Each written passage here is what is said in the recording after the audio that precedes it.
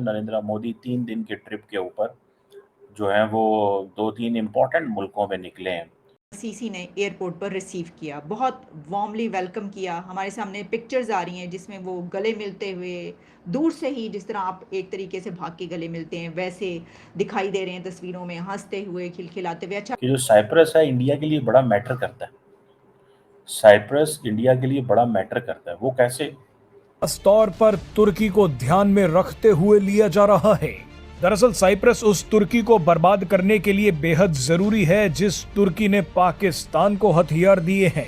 They just want to give an example कि हमें हर कीमत पे हर जगह पे हमारा एक लेन देन ताल्लुक यूरोप में होना चाहिए, और ख़ास तौर पे वो ममालिक जहाँ पे जो मुस्लिम पॉपुलेशन भी इनके करीब। क्योंकि पूरी दुनिया में जो इंडिया के लोग हैं वो तो बड़ी तादाद में मौजूद हैं और हर कंट्री में ही वो काफ़ी अच्छे ओहदों पर भी हैं और बड़ी वहाँ पर उनकी रिस्पेक्ट भी है सब। तुर्की जिस तरह से पाकिस्तान का साथ देते हुए भारत पर दबाव बनाने के लिए कश्मीर का मुद्दा उठाता है, अब उससे भी 10 कदम आगे बढ़ते हुए भारत साइप्रस को हर तरह की मदद दे सकता है। साइप्रस के आसपास तुर्की, सीरिया और इजराइल हैं। यहीं से यूरोप का रास्ता भी खुलता है। जो देश साइप्रस में मजबूत होगा वो भूमध्य सागर के पूर्वी भाग को कंट्रोल कर सकेगा। मोदी साहब साइप्रस पहुंच रहे हैं 20 साल के बाद। कोई Indian leader, last time Atal Bihari Vajpayee Cyprus गए थे, ठीक है जी। और इससे पहले कहा जाता है कि जवाहरलाल नेहरू जो हैं वो गए थे।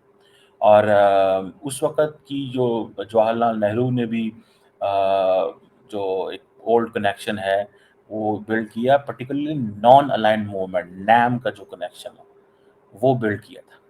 और साइप्रस की जो लीडरशिप है वो भी इंडिया आती जाती रही है माजी के अंदर में भी।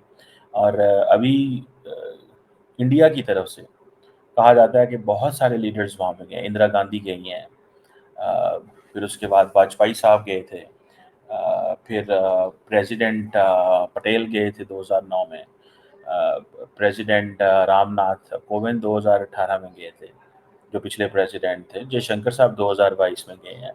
तो ये बड़ा इम्पोर्टेंट है साइप्रस उनके लिए। साइप्रस इसलिए इम्पोर्टेंट है बिकॉज हमेशा साइप्रस जो है वो उसने इंडिया की जो मेंबरशिप है यूएन सिक्योरिटी काउंसिल की उसको हमेशा वेलकम किया है, सपोर्ट किया है, बैक किया है। उसने हमेशा इंडिया की जो India US civil nuclear agreement है उसमें सपोर्ट करता रहा, आईईए में सपोर्ट करता रहा। So Cyprus is a country which has been helping and promoting India a lot. और पुलवामा में भी देखें, ये पुलवामा टेरर अटैक और 2002 में पहलगाम अटैक, ये सारा जो है ना वो जो करने की कोशिश कर रहे हैं वो ये है कि हमें दुनिया पूरी सपोर्ट करती है। This is what they are making a case. बहरहाल इसी तरह अगर ये देखा जाए कि जो इंडियन लीडरशिप का साइप्रस जाना इस मौके पे इज़ सिग्निफिकेंट। ताल्लुकात को जो है वो रिवाइव करना चाहते हैं, और इसमें टर्किश रेफरेंस भी इम्पोर्टेंट है, ये भी जहन में रखिएगा। जो टर्की का प्रॉब्लम है साइप्रस के पास उसमें ये है कि ये जो साइप्रस टर्की के जो रिलेशन हैं हमेशा मुश्किल में रहे हैं। कहा जाता है कि जी टर्की जो है उसने 1974 में जो हमला किया था साइप्रस पे, उसके बाद ये आइलैंड जो है ये डिवाइड हो गया था, और फिर रिपब्लिक ऑफ नॉर्दर्न साइप्रस एक बन गई थी, और जिसको सिर्फ और सिर्फ तुर्की ही जो रिकग्नाइज करता है। लेकिन इसमें मैं आपको बात बताऊँ, Pakistan fully supports Turkey in its position in Cyprus. So ये ऐसे ही है कि अगर साइप्रस इंडिया की तरफ है तो पाकिस्तान उसकी तरफ है। सो इंडिया पाकिस्तान में हाइफनेशन हर जगह आपको मिलेगी। वो कि इंडियंस मानने को तैयार नहीं है, तो नहीं नहीं नहीं, नहीं कोई ऐसी हाइफनेशन नहीं है, हर जगह आपको ये हाइफनेशन मिलेगी। वो अगर पाकिस्तान तुर्की की तरफ है, इंडिया साइप्रस की तरफ, ठीक है ना जी। और इंडिया हमेशा वो काम कहता है तुर्की को जो वो समझते हैं कि जनाब जिसमें पाकिस्तान उनके साथ खड़ा हुआ। सो इस चीज़ को थोड़ा सा अंडरस्टैंड कीजिएगा। ये हमेशा ऐसे ही चीज़ रही है। बहरहाल सो ये हाइफनेशन हर जगह पे है, और तो इंडिया जो है वो साइप्रस को टोटली सपोर्ट करता है इन एवरी वे। बहरहाल दैट इज़ अनदर थिंग जिसको हम हाईलाइट कर रहे हैं। लेकिन ये ज़हन में रखने की ज़रूरत है। इसी तरह क्रोएशिया का जो विज़िट है, कहा जा रहा है कि मोदी साहब फर्स्ट इंडियन प्राइम मिनिस्टर है जो क्रोएशिया जाएगा, और मोदी साहब जो है वो अपनी रीच बढ़ा रहे हैं। ये कह रहे हैं कि हम सेंचुरीज़ ओल्ड ताल्लुकात को बेहतर करने जा रहे हैं, और दूसरा क्रोएशिया जो है वो इंडिया को समझता है कि वो एक इम्पॉर्टेंट प्लेयर है, ठीक है जी, इस सेंस में। उनका ज़ाहिर बात है एक व्यू है इंडिया का इस हवाले से, और वो मुसलसल जिसे कहते हैं ना लगे हुए हैं।